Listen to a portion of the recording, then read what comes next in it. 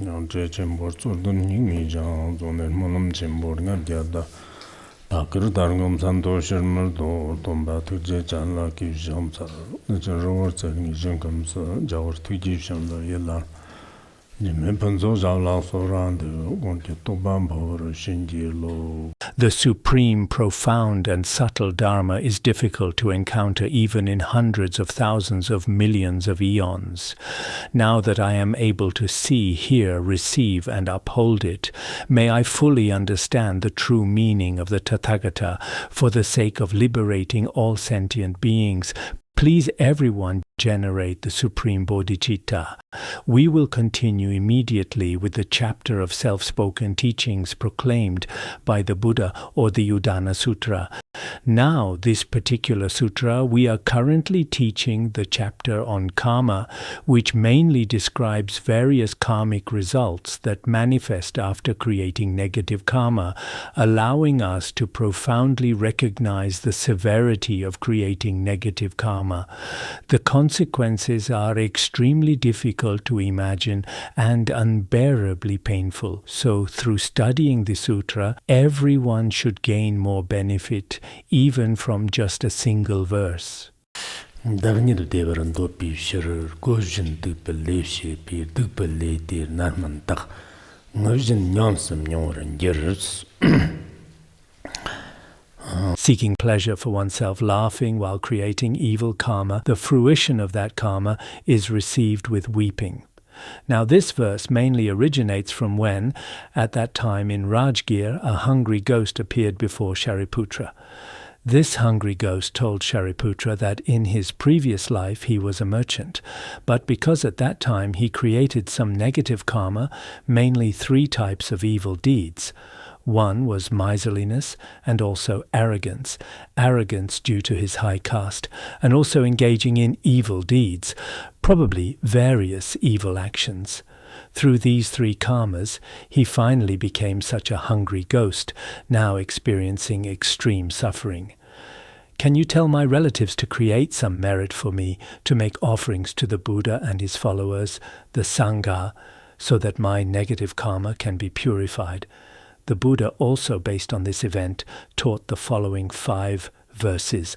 There's also another account saying that the Buddha, together with Shariputra and Maudgalyayana, went together to the hell realm, and at that time saw Devadatta experiencing immeasurable suffering in the Avicii hell. The Buddha asked him about his suffering. Are you ill? Actually meaning, how is your suffering? Probably at that time Devadatta was unable to answer, as the suffering of this Avicii hell makes it difficult for beings even to speak. Then the Buddha, in response to this situation, because at that time Devadatta, when creating karma, was very happy. He used various means to create karma, but later, when experiencing the suffering, it was extremely tragic. So in this context, he taught this verse, which is about how some foolish people, in order to gain for themselves some trivial benefits, to obtain some physical or sensory pleasures, then create all kinds of actions, while laughing they begin to create all kinds of evil karma, including now we sometimes see those who create evil karma in official positions because they have some power and authority in their hands. They use unscrupulous means against their subordinates, creating all kinds of evil karma, whether it's beating, mocking, or verbal abuse in various ways, including physical conflicts, using all sorts of methods to abuse others.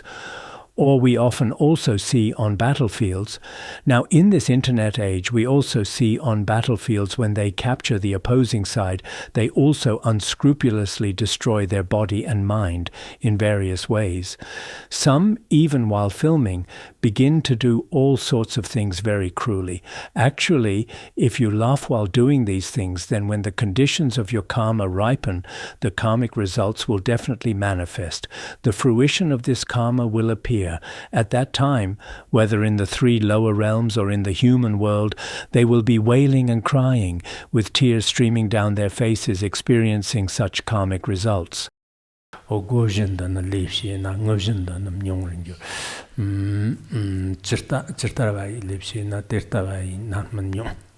Actually, this is what folk sayings tell us, but in reality, it's in the Sutra of Mindfulness of the True Dharma.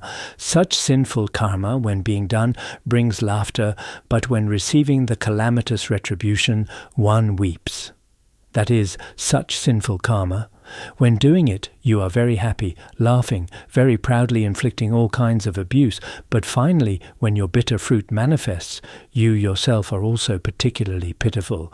So in this verse, on one hand it speaks of when we are in this human world. Some people, perhaps because various conditions come together, temporarily have some power in their hands, some resources, various circumstances, including having some wealth, and below them some subordinates. They often look down on them, often abuse and bully them. This phenomenon exists. Some do indeed have some power, as people used to say, when in prison, often beginning to harm them. But later, when they themselves commit crimes and the situation is reversed, they come up, including, what was his name, the black leader, I suddenly forgot the name, the one from Africa, what was he called? Mandela. Right, Mandela. When they beat him later when he came out, he had the power to harm them because he was there. Robben Island, right? I visited before. There were several jailers there. One jailer treated him quite well. The others treated him poorly. Later, when he was released, gradually he became the president of South Africa. At that time, he completely had the power to harm them, but he didn't harm them. He very joyfully treated them well. I've also spoken about this before. So some people, when they are in high positions, won't engage in any excessive behavior toward those below them, while some people, when they have even a little status or some power, use that power and influence to begin bullying them. If this is the case, although you joyfully created the karma at that time, in the end you will experience this painful retribution very painfully yourself. This also exists in our present world, including in what we see and hear. Often it's like this. At first a certain person is especially great, high and mighty, then begins to abuse his subordinates. After a period of time, the conditioned phenomena in samsara are impermanent. Finally, that person turns the tables, then begins to abuse him, especially in turbulent times, because the times changed quite quickly. At that time there were many such stories. In this regard, we ourselves also, when we ourselves have a little ability or a little power in various aspects, we must think that toward these people below, after all they are also human beings no matter what, toward those below, even sentient beings above the level of animals, benefit them wholeheartedly and don't harm them with body or speech. This is a principle. And another thing, in the earlier story we mentioned this hungry ghost. Previously, because he created evil karma, now he has fallen into the hungry ghost realm, experiencing great suffering. So what is the only way to liberation? It is to make offerings to the Sangha and to the Buddha. This is very important. So for us ourselves, generally speaking, when we make offerings to so-called gurus, making offerings to individuals, sometimes perhaps this guru truly has realization, or he has pure precepts and the qualities of liberation, then it's fine. But if not, you may not necessarily receive benefits. So in any case, making offerings to the Sangha, I would recommend, if you have offerings to make, it's better to offer to the Sangha. And making offerings to the Sangha doesn't require particularly large amounts. Including making offerings to individuals, actually making offerings to individuals has some risk. If the one you've chosen is right, then it's fine, you can make offerings. But if you've chosen the wrong object, it may not only be meaningless, but it's hard to say what else might happen, because nowadays many people end up in lawsuits. Previously I thought my guru, Rinpoche, Geshe, Khenpo, I thought they were very good. Now it seems I made the wrong offering. Now some people are saying, in the beginning you were blind, and only at the end did you discover your sight has been restored. There may be such sayings. Actually, in the beginning, you yourself may have had some faults, but ending up in lawsuits, all kinds of situations happen. It's better if you make offerings to the Sangha. The Sangha, generally speaking, means 4 people or more, or 3 people or more. Among them, there are noble beings. Even if there aren't, this is a monastic community. The merit of offering to a monastic community is very great. So generally, when we make offerings, we don't need to do it out of stinginess. We don't need to be like that. It's best not to be stingy. Even if it's just a little bit, for example, at a Dharma gathering, without being stingy, give 5 yuan, 10 yuan. When we first came here, His Holiness often spoke about the merit of offering to the Sangha. Then sometimes we would use a few mao to start buying a little bit. A few people would pool together. I'd contribute 5 mao, he'd contribute 5 mao. We'd buy a few candies or buy a little salt and pour this salt into the porridge offered to the Sangha. Because at that time, basically, we didn't have much either. But just to make a connection, this is a field of merit. With a field of merit, indeed, on one hand, the karma you've accumulated since beginningless time can be purified. And another thing, through the blessing power of the Sangha, in your practice, if obstacles arise through the power and virtue of the Sangha, they can be removed. This is also very important. Because nowadays, some of our young people, it seems some have blind faith.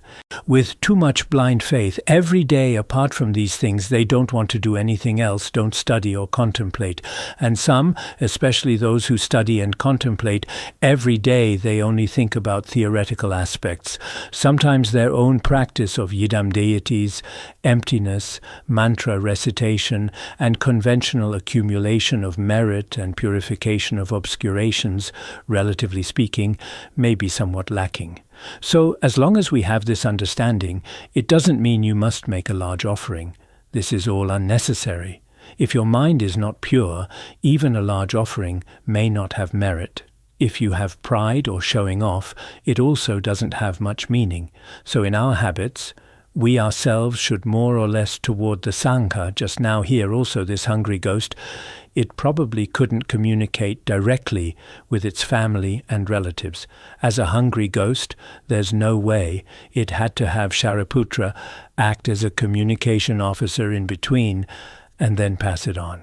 Because between the hungry ghost and Shariputra, there was this WeChat connection. After the person died, his WeChat with his family was disconnected, deleted, gone. So it had to tell the family through Shariputra, if you make offerings to the Sangha on my behalf, it would probably be better. It can remove my karmic obscurations. So here also it has already explained a very profound principle of cause and effect. Next we will teach Ngiberdiglem chartan Omar Tavra Njirma Shet Tarve Yop Mer Tava Ten Shiba Chakbra Shet. Negative karma is like fermenting milk, not manifesting immediately. Like fire covered by ashes, it will eventually burn the body of the foolish child. The story here is also similar to the previous one, but it also says that at the Jetavana monastery, also through the circumstance of a hungry ghost, the Buddha spoke this verse. But actually it's with the previous verse. The meaning is that if you create negative karma, it's like fermenting milk. We say after fermentation, the milk gradually, slowly becomes yogurt. Everyone knows this. Like fermenting milk, it probably needs a period of time. It can't manifest immediately, not immediately. When we make yogurt from milk, actually after fermentation in between, it needs to be left overnight, probably at least several hours later. It gradually, slowly becomes, so this negative karma that's created, will it manifest very quickly, immediately? Actually, it doesn't manifest immediately. Of course, in very rare cases, some karma ripens in this life, what we call karma experienced in the present life. Karma that's experienced immediately in this life, there may be some, but otherwise, basically so-called negative karma. First of all, its 4 branches must be complete, including the motivation, the intention, and also the final completion, the action. These must be complete, and in between, they don't generate regret. don't confess. In this situation, this negative karma will definitely ripen, but the time of ripening is not immediate ripening. This is one aspect of the explanation. There's also another opposite way to explain it. Here, this milk, the analogy of milk, there's something called sadaya, a grass. If you put this grass in milk, very quickly it becomes yogurt. It seems in the Udāna Varga it mentions instant grass. If that instant grass is put in milk, very quickly it becomes yogurt. So this analogy can probably be explained in two ways. Generally speaking, becoming yogurt needs a period of time. If it's relatively special, it ripens very quickly. By putting this grass in it, then very quickly it becomes yogurt. Just now I said in the milk, right? I don't know. Sometimes I misspeak. If so, you correct it yourselves. I see when you give oral dharma presentation, sometimes there are also, I teach for a relatively long time. If there are mistakes, that's also normal. You know, actually having a long oral examination is also a kind of pressure. So a shorter time would be slightly better. Then it's over, liberated at last. So I think there are two ways to understand it. One is relatively special karma that may in a short time ripen immediately. Now there may also be some materials that when put in quickly become yogurt. There are these two kinds. But in any case, generally when creating negative karma externally, it's not easy to manifest. The second analogy is like this ash-covering fire. You can't see it at all. Because when you look, it seems like ash, but actually inside there's already that ember. If some foolish children, young kids who don't understand, if they touch it, then their whole body is burned. Very dangerous. So what does this illustrate? Generally, this negative karma, on the surface, you can't see it. For example, whether I kill a person or kill animals or kill other beings, these things, it's not possible for the karmic result to manifest immediately. In this situation, generally evil people are like our ash-covering embers. You can't see it at all. Can't see it, you go and create it. Finally, when its result manifests, it's also very frightening. Generally, this ash-covering embers, I don't know, among those present, it looks like many a young people. When we were small, we often had this, especially in winter at that time, although there were matches, but matches cost 8 fen, so this was also a cost. So families generally were also unwilling. Before going to bed at night, this fire, whether dried yak dung or firewood, these would be placed underneath. Then the surrounding ash would be piled on top of the fire, and on top of this fire, a stone slab would be placed, what we call meadow. I don't know if you, probably now when I look many, I don't know if you have this. The next morning, taking the stone away, when you dig it out, the fire is bright red, it's all there. So generally in our family, I was always the one covering the fire. My mother said I covered it quite well, so she'd have me do it. When getting up in the morning, my mother often, because generally in the family my father would sleep in, but mother would get up early and start digging out this fire and then make a fire. Summer seemed in summer where we are, the situation might be a bit different, but winter was basically like this. So probably this kind of ember, I don't know now in the cities, they all use electric stoves, microwaves, various things, including now gas using steel stoves. It seems they don't have this concept. But generally in the past, this relatively primitive lifestyle, this was probably also the situation in India. In our area, it was very common. I don't know now in the pastoral areas how their life is there. It seems to have changed a bit. I've also been to a few, like some nomad families in our hometown. They all have those steel stoves. It seems inside the tent, everywhere there are floral fabrics.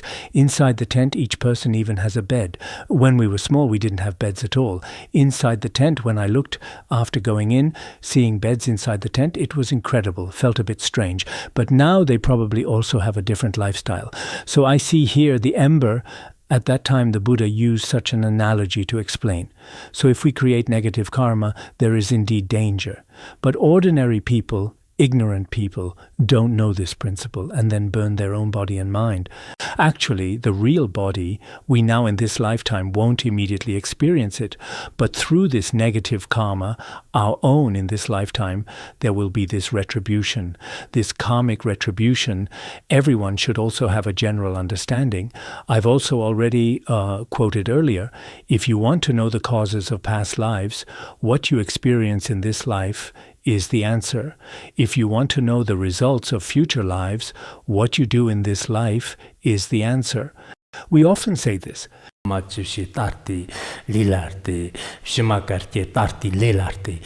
This is what many common people in Tibetan areas say, but actually this is from a small sutra called the Sutra on Cause and Effect Across 3 Lifetimes.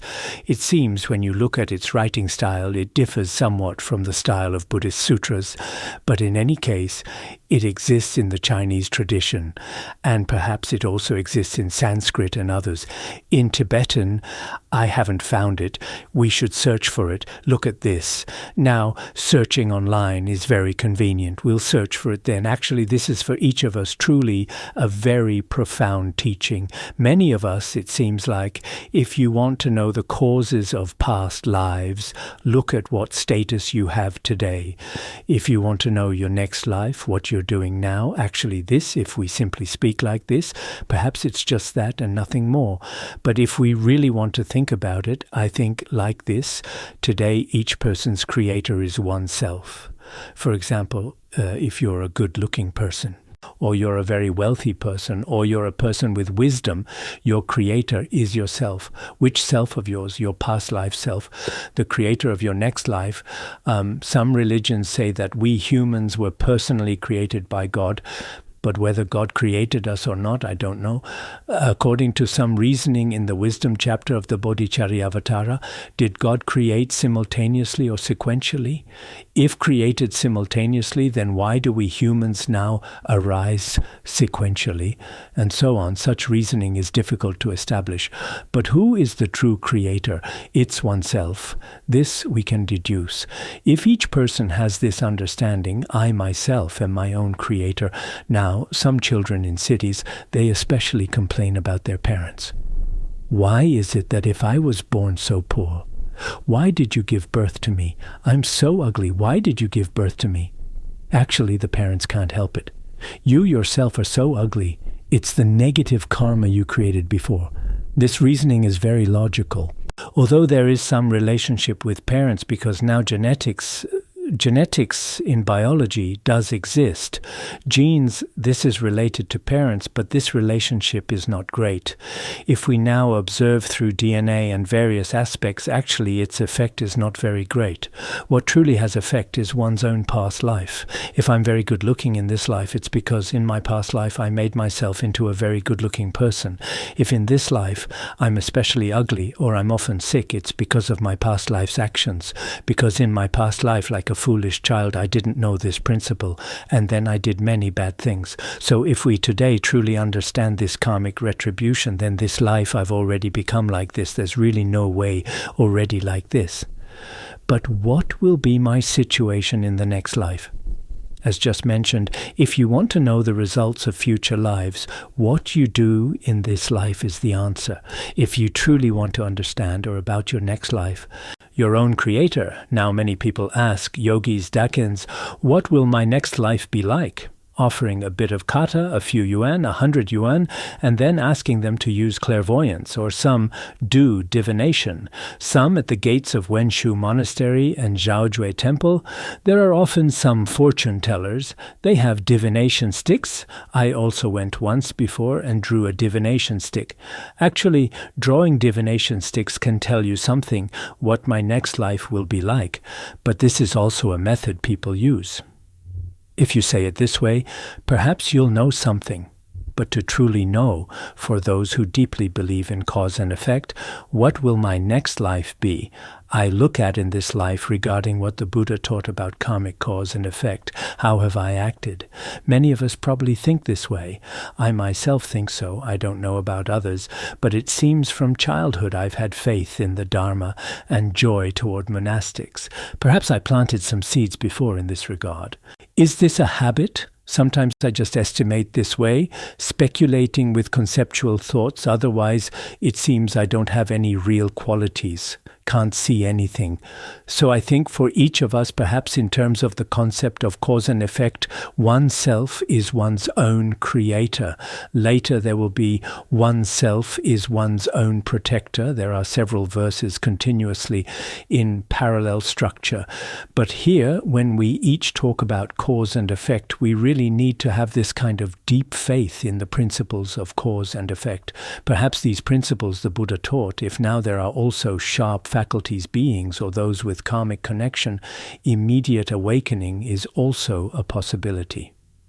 In the latter part of our Udāna Sūtra, it seems the Buddha at that time to the 4 heavenly kings. The 4 heavenly kings came because the 4 heavenly kings, some of them are from frontier tribes, some are from Yaksha tribes. Each tribe is different. Then the Buddha taught them 4 verses on the 4 Noble Truths. There's one verse among the 4 truths. It's the truth of cessation. When teaching the truth of cessation, we often quote it in Madhyamaka.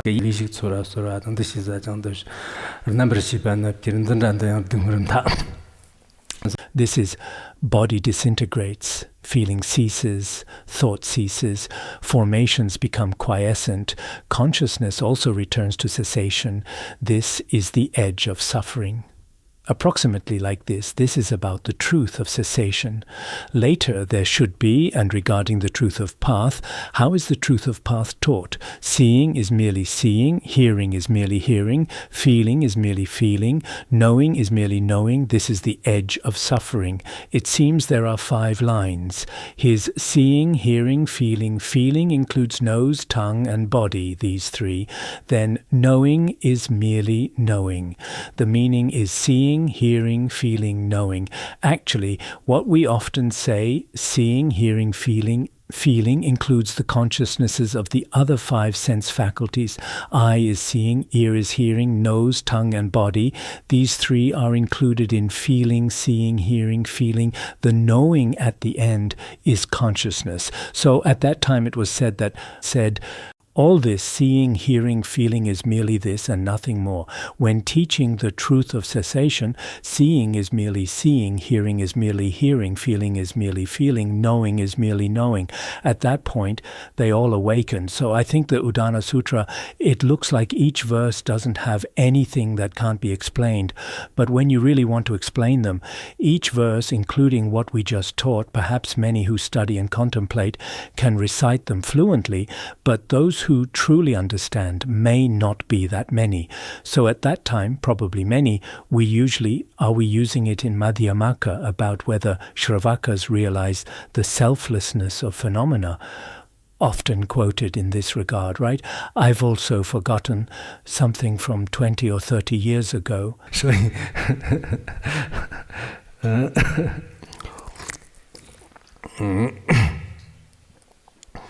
Today is my 네 참 교초샤티 지야라 지 스타트스 이다나 야라 지 상송 지기 고르모 가상신팀에 나 티모르제 견지 다리야티 좀거가와도네 지 따고티 그 마르쇼자도 네 가상아 마르지 따진자 마르다나 지 코디 저근데 그 진르지 지 저한테 약하다나 다야라 마르짜다 다야라 데른 카르노지 깡타나 티츠다 지 제체게 차트 티티 모르제 다리 유모차가나 세진르가 그게 지라 아직 스타트네 티지 지 시진르 차가 지금 나야라 따다다 저가 제게 껴셔 티티나 스타트스들 지 디나야라 지다리 고르몽 마트게 저거 처르가이 디르가오도 지야라 지 사단데 다르갈로레 다나 또 제가 야라 비정들에 때 다리 내가 지금 또 말전에 제게 고쳐 말했다. 당에 하루 잠모 입산 좀 아니 잠모 인주를 내가 what was just taught. The second verse, right? Diglem chat ni par na somjam jo par mushi ja digle jin ro ata parul to nam ngomber jer. Negative karma doesn't immediately ripen like a blade cutting the body. The fruit of negative karma will manifest in future lives. It seems in the Udāna Varga there's something quite similar to this. Creating negative karma won't immediately produce results. Some people think, for example, those who create negative karma, there are also long-lived ones living to 100 years old. Those who create negative karma, there are also wealthy and healthy people, many of them. So these people often say, including butchers, including hunters, among them, there are also some long-lived ones or those with complete wealth. So the Buddha also said to them, it looks like those who create negative karma don't immediately experience retribution in this life. You can see it immediately. But actually, as long as you create negative karma, it won't let you escape. No matter where you are, you will experience this result. Perhaps teaching it this way is better. Negative karma doesn't immediately ripen. So this negative karma, not all negative karma will immediately manifest results. Some of us kill people, some steal, some do all kinds of bad things, but instead some of them live very long. We all know some people who created extremely serious karma, but they seem like they can't die. They're still alive, healthy. This phenomenon also exists. So this negative karma, not all, mostly, a few indeed do experience retribution in this life, but this is not like a blade cutting the body. For example, when using a knife to cut the body, immediately there's pain, immediately bleeding, immediately you can see the wound. But this is not like creating negative karma, where you can see it immediately. But if it doesn't manifest immediately for you, does that mean it doesn't exist? Not at all. The result of negative karma, as mentioned yesterday, after 100 kalpas have passed, it still won't let you go. In between, it won't be wasted, won't be exhausted. It will definitely, at a certain time, when conditions ripen, its result will definitely manifest. At that time, perhaps you yourself may also probably know. Some probably know, some may not necessarily know. But there are various kinds of this phenomenon. Before there was Jiangsu notes, probably during the Kangxi era of the Qing dynasty. At that time, it was said there was an old woman. She was especially charitable, especially accumulating virtue, but her son was especially opposed. Any virtuous deed she did, including his wife, neighbors, and relatives, all disapproved. They continually prevented the mother, using various methods to not let her practice virtue. Later in his old age, his whole body rotted. No medical treatment could help, and finally he died. After he died, not long after, his son had a dream. He began to send a message in the dream. What message? He said, because of my past life's negative karma, I've now been reborn as what? Reborn in a certain family as a pig, became a pig.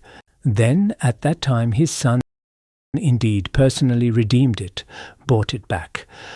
So even becoming a pig, some in the next life also know. In our present lives, there are also many people who know their past lives, especially if the karma created is relatively serious. This phenomenon is also very common, so not necessarily all people don't know. Some people in future lives also know. This situation also exists.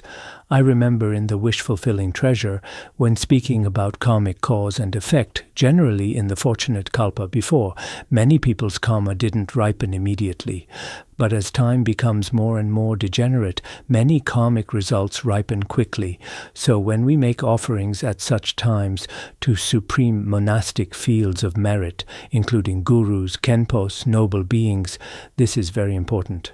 At that time, the Abhidharmakosha was quoted, although they are not noble beings, if one makes offerings to parents, the sick, teachers of and last existence bodhisattvas, the merit of offerings is immeasurable. This is what it says, although not noble beings, but if they are parents, sick people, teachers of Dharma, and last existence bodhisattvas, the merit of making offerings to them is very great. It seems in the Abhidharmakosha this is also there. So what are we teaching here? The special nature of karma. If you encounter some special objects, you may also very quickly ripen immeasurable merit. There's also what? Experiencing especially terrifying results. So each of us can indeed think this karmic net is extremely vast. As we said yesterday, this net of karma is even vaster than any network we're familiar with now. It's even more vast. Each of us has already been bound within its network. So if we want to escape, there's no way. Going anywhere, there's also no way. This concept is very important.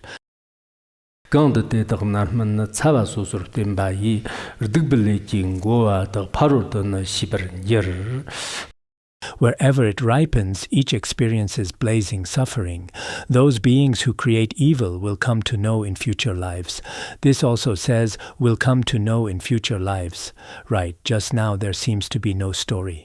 Wherever it ripens, no matter where we escape to, your karma will ripen. For example, if you fear this karmic cause and effect and then escape to, the other day it was said, the ocean or in space or in the crevices of Mount Sumeru or to other worlds, there's no way. We probably can't go to Mount Sumeru or heaven or into the ocean. But if you run to America, Africa, Ukraine or the Caribbean or wherever we often see in China's conferences, there are many countries whose names we've never heard, many of these, wherever you go, Africa, wherever you are, truly, when your karma manifests, there's no way to escape. It will ripen. When it ripens, what happens? The result each experiences is blazing, painful, it will appear. This blazing isn't necessarily from the hot hells. Actually, it's very blazing, very intense suffering. So these beings who create evil will all finally come to know there's this. Some will know, some may not necessarily know, but basically they know. So what we're teaching here, as I just said, this karmic cause and effect can it seems in which treatise of Bodhisattva Asanga it's taught. The ripening of karmic results has several types. One is on the body. As we just said, this body of mine, some may be through negative karma I created before, created with speech. But because of this speech, it can form my body. This is one aspect. This is one aspect. There's also the ripening of faculties. My eye faculty, ear faculty, nose faculty, etc. These faculties are also completely either ripening as an animal's faculties or ripening as hell realm faculties or human faculties. These 5 or 6 faculties will also ripen. There's also the ripening of wisdom. Some are especially dull. Some are especially intelligent. For example, if we now offer butter lamps to the Buddha, in the future we'll have wisdom. Wisdom will open. If I destroy Buddha statues here, do many foolish things, in the future I'll be very foolish. So in terms of its ripening, according to Mahayana Buddhism's meaning, it's not like there's no reason, there's a cause. In the Pramanavartika it also says our faculties, past life faculties, the faculties among the 12 sense bases, they can continue on. The seeds of these faculties directly, if I'm a sharp faculties person, these faculties, both nirvana faculties and samsara faculties exist. They will directly enjoy. So in this situation, we feel that now a person's body, just as children in cities now say, blaming their parents, but actually it's not so. Your 5 faculties, 6 faculties, your body, your wisdom, everything is closely related to your past good and bad deeds. There's a close relationship, but this relationship is not that simple. I see many of you have studied the Abhidharmakosha the other day with the monks. There's Setana karma, karma that is volition, and also completing karma, projecting karma, white karma, black karma, neutral karma, various kinds of karma. If you fully understand these karmas, then you'll know that my body in this life, my appearance, my health, many things are not that simple. There should be many complex causes that form today's human body of mine. So sometimes here also, in any place you are, once the faculties ripen, then there's no way. No one can prevent it. I seem to remember before, Vinaya Master Yi Jing translated the Udāna Sūtra regarding the Vinaya. In this, there was a bhikkhu called Mahakala. He was an ascetic, a very austere practitioner. He was in the charnel ground wearing these cloth scraps from dead people, eating also their sacrificial food offerings, always practicing austerities there. Later, once a Brahmin died, his daughter and his mother, they brought his corpse there. I don't know for what reason. Later, that daughter disapproved of Mahakala Bhikkhu just now. When she disapproved, she began to mock, saying, "What is this bhikkhu? He looks like a blind crow. Every day guarding these corpses, what for?" She said this. This matter later, it seems the Buddha also knew. Some people present probably conveyed it to the Buddha. Actually, sometimes when I see the Buddha, he especially understood our social phenomena, although he was so extraordinary, but in our current terms, equivalent to a public opinion surveyor. Anything among the common people, including among the monastics or any matter among other townspeople, after hearing it, he'd immediately analyze and begin teaching. It's like this. At that time the Buddha heard this Brahmin woman's slander. At that time the Buddha said, "This woman is very pitiful. In the future she'll become a blind crow for 500 lifetimes, a crow without eyes." Later, after the Buddha said this word spread and her mother heard it. After the mother heard, the mother thought this was probably the Buddha cursing her.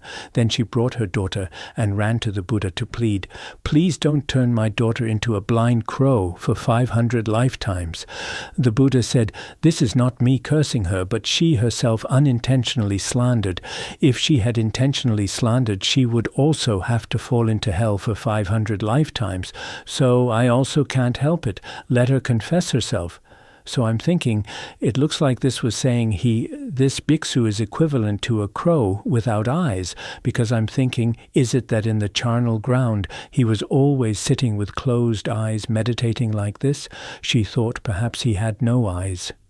I don't know what, because sometimes in our charnel grounds there are also some practitioners. I don't know how it is now.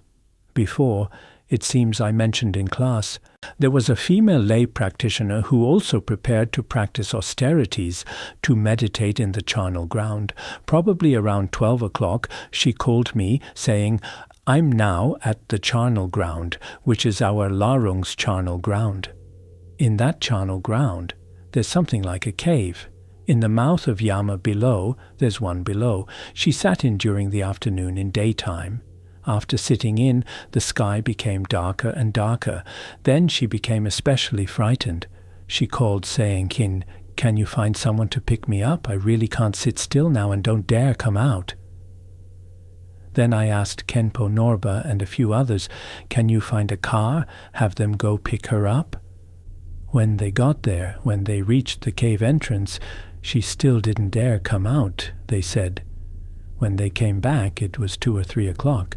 So perhaps that bhikkhu also, wasn't he probably meditating during the day like this? So what I wanted to say just now is she slandered with her speech at that time. Actually, this karmic force is really frightening. For example, when we study the Sutra of 100 Karmas, I say blind person, what blind person, what. If you speak like this, finally through this kind of verbal negative karma, you become, we originally didn't create negative karma with the body, but with speech create negative karma. Creating negative karma with speech, finally, because this karma is inconceivable, you finally become blind yourself. So sometimes now when we go to places for disabled people, there are many, originally perhaps they truly blinded others' eyes. There's this, it's possible they used speech, then called others blind, etc., because of such a karmic result. So this karmic result, if we now analyze with some, what's created by body may become body, what's created by speech should be speech, what's created by mind should become mind. But actually it's not like this, especially the Buddha just also taught in neutral karma, she wasn't intentional, it was unintentional.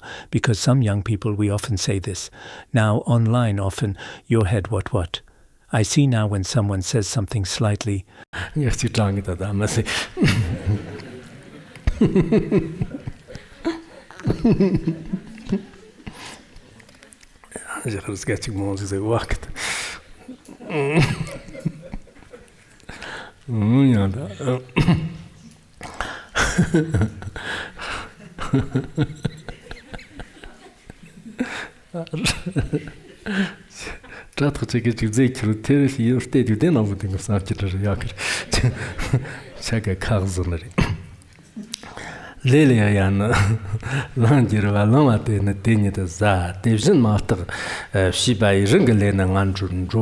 Rust arises from iron. Once arisen, it corrodes that iron.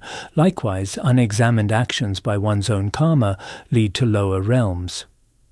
What he's saying here literally, it seems this was also at Jetavana monastery.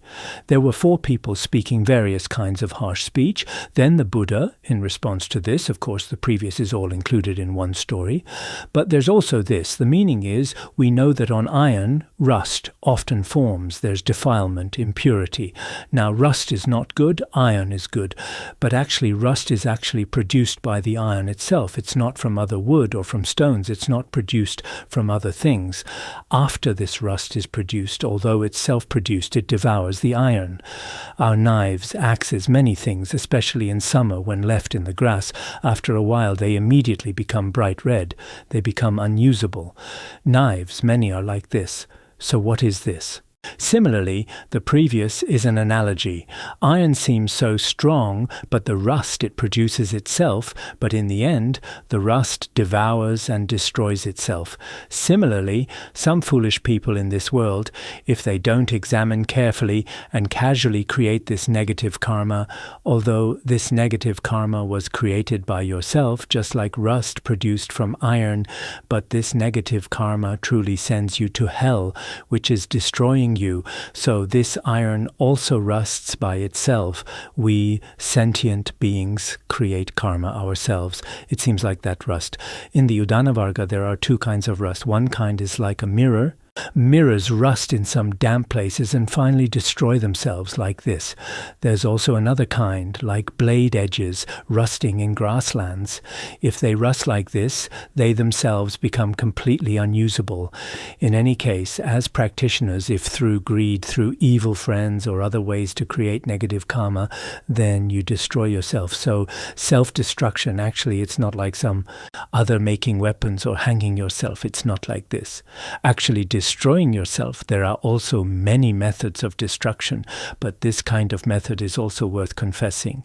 If you confess in this way much of your negative karma through another method, perhaps there will also be opportunity to practice. I don't know in which one before, wasn't there one? It seems Shakyamuni Buddha brought 500 people to the Dragon Palace to enjoy some nectar water. This nectar water, whoever tasted it could immediately remember their past lives. Later there was a monastic. He could then remember his past life. When he remembered his past life in the presence of Krakuchanda Buddha, he was a practitioner. He saw others building a Buddha stupa, especially high.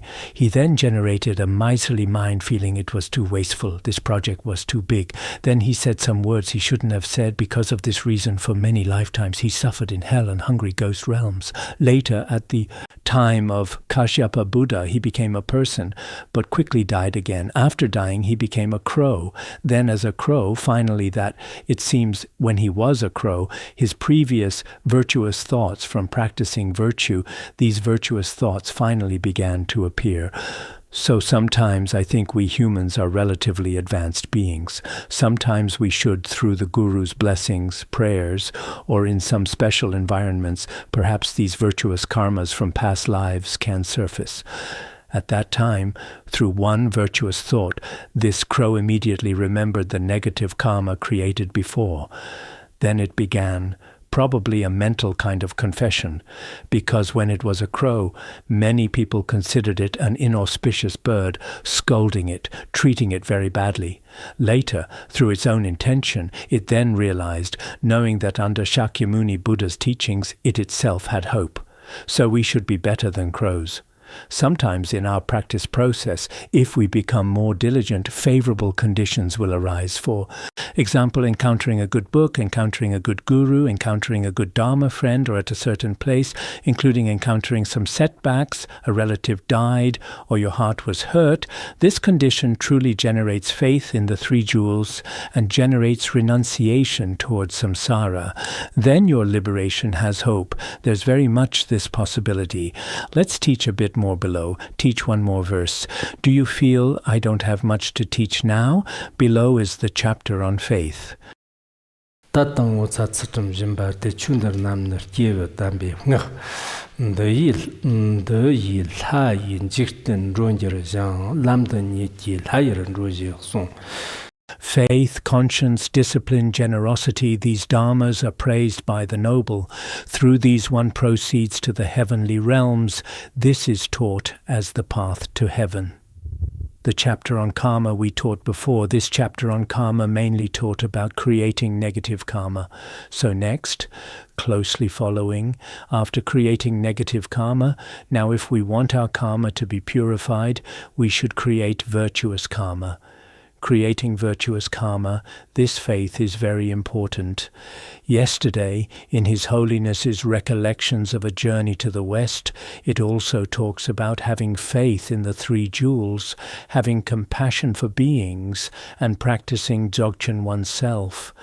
Finally, the three instructions given to us are like this.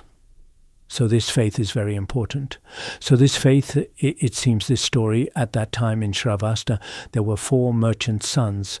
These 4 merchant sons were not very good. One person had not even a little faith. One person had not even a little conscience. And another person, his discipline was kept especially poorly. And another person was very miserly, just as we taught before, the opposites of these 4. But they had a common wish. They all very much wanted to be reborn in the heavenly realms. They all didn't want to do these things, but they very much wanted to go to heaven. Then the Buddha taught them this verse. The meaning is, because it will be taught below, one is faith in the three jewels, having a sense of shame, and also upholding discipline, and also generosity. So these 4 dharmas will receive praise from all the Buddhas and Bodhisattvas, Shravaka Arhats, and also these noble beings in our world will all praise them. Of course, probably in our world, some who don't believe in Buddhism and have aversion to the Dharma may not necessarily praise these people, those with faith, with discipline, who love to give. Perhaps they'll use various methods. You can't give this and that. This is taught as the path to the heavenly realms. Through this method, one can attain rebirth in the heavenly realms. It seems in the Udāna Varga, it teaches, for example, if you take precepts, even if reborn in that heaven you can only enjoy one celestial maiden, and also some, including offerings that are relatively simple if you have the others, including conscience and shame, discipline and also generosity with these otherworldly sense pleasures are much more complete, etc. So the Buddha at that time said, if we in this world practice these 4 dharmas, worldly people will also praise them, and in future lives be reborn in the heavenly realms. And also this principle was also taught by the Buddha in related sutras. This is taught as the path to heaven, because doing these is the path to heaven, not the path to hungry ghosts and hell. We should be able to be reborn in the heavenly realms. So what we often teach, the 7 kinds of noble wealth in the world, at that time it seems Rahula, at that time he was especially at the beginning when he was 7 years old, he was attached to the wealth of his royal position. Later the Buddha taught him, these worldly riches are defiled, useless. It should be the 7 seven noble wealths. These are most valuable. So among the seven noble wealths, there's also learning, shame, and also wisdom, right? On top of these four dharmas just now, add three more, they become the seven worldly wealths. So if you possess the seven worldly wealths, you can be reborn in the higher realms. Good. I'll stop here.